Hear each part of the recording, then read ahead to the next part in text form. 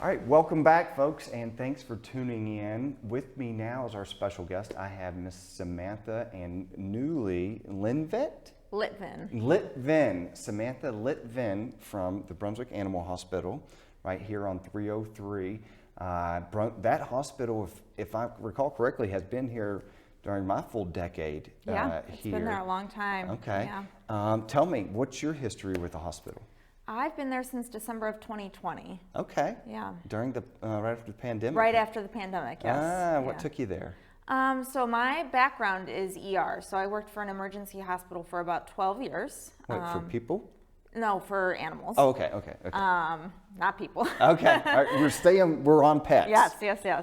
This segment's about pets, so if we start talking about anything you need to know, it's animals. So I had the opportunity to become a practice manager at Brunswick Animal Hospital in December. So I took that opportunity to grow, and I've been there ever since. No kidding. Yeah. All right, so what's your favorite thing about working at a veterinary hospital? You know, it's like home, working with people who really have compassion for animals, and our clients are like family. Like I really believe in the city, and it's just a great family. Like that's a good point. Like nobody goes and works at a vet if you don't want to be with animals. Yeah, it's great. Okay, yeah, that is awesome. So you get to go to a place you love all the time. Tell me, I know we spoke. There's a special coming up probably in July. It's a pretty cool event. You've been kind of leading it here for a while. Can you tell me about that? Yeah, so it's called a heartworm clinic. It's a really fast-paced clinic, so we run it usually in June or July. We have 75 to 100 pets come in about 4 to 5 hours. They get usually 10 to 15% off of vaccines and a heartworm test. And then we give them heartworm prevention. We can do a ProHeart injection or give them their monthly preventative, their pills.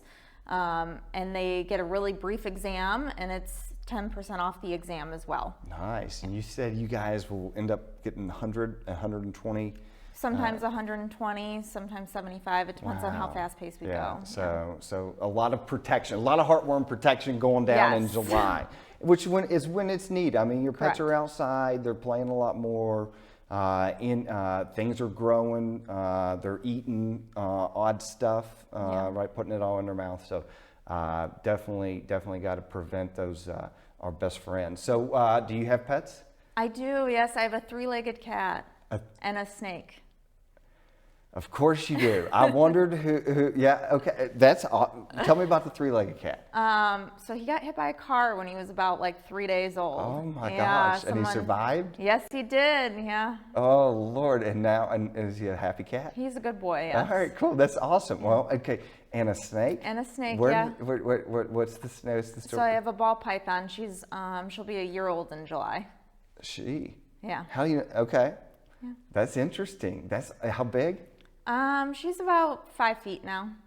How big will she get? 6 feet. Okay. Yeah. All right. So she's almost full grown. Yeah. And what does she, what do you do? You get her out of the cage? Yeah, I take her out almost every night. Oh my goodness. Yeah. That's interesting. So what's your favorite, do you have so you've been in emergency rooms, you've seen like animals come in and you've had to like save them on the spot. Any stories come to mind?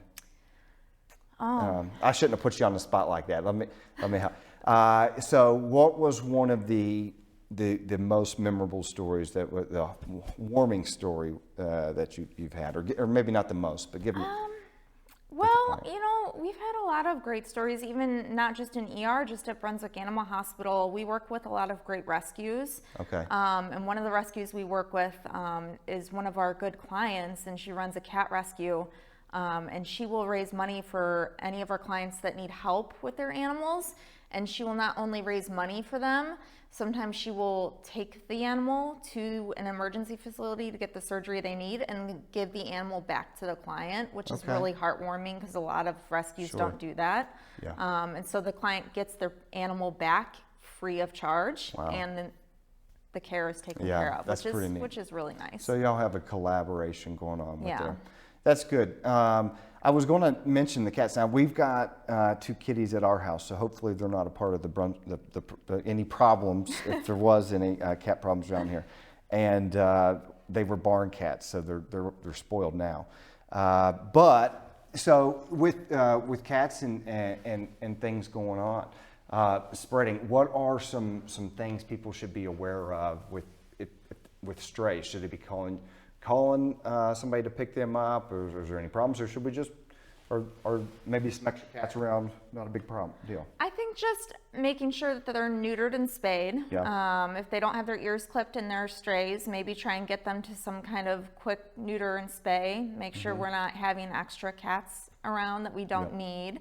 And making sure that if you do have a cat that goes outside, making sure that they're vaccinated for FEL, FIV, stuff like that. They're on preventative because you don't want to spread FELV, FIV around to other cats. I didn't even know cats needed vaccines. Yeah. I thought cats just had 9 lives. No, it's important. You don't want to spread feline AIDS. You don't want them to get any kind of diseases. Now I'm scared. I'm scared of my cats. I'm kidding. I'll bring my cats down. I love my cats. Bring them on down. I love my cats are part of the family. So my daughter did something really neat recently for her birthday. She asked her friends, instead of bringing gifts, if they would donate like dog food or pet food. Oh, that's nice. And it was awesome. It was really heartwarming. And she got all this good stuff. I can't believe the high quality that people were donating. The reason I bring that up is she found kind of one of the places in Cleveland that the Girl Scouts went to donate those to. Is there a need local for donations for supplies like that? And is that some kind of trend maybe the kids could pick up on? And who should we be helping here? Is it you guys that we could send that to, and y'all would get it to the right place? So I think there's always needs. I think emergency rooms really need blankets. Okay.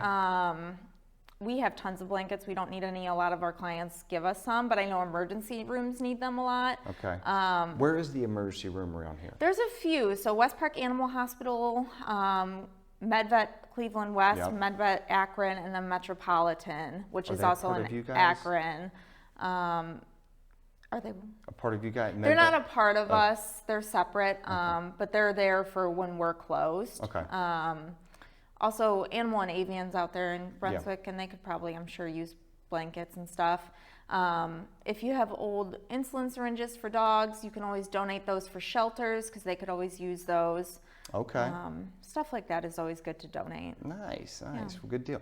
Well, hey, is there anything that you would like that I didn't cover that you would like to share before we go? I just think it's always important to vaccinate your animals. I think it's good to keep up on it.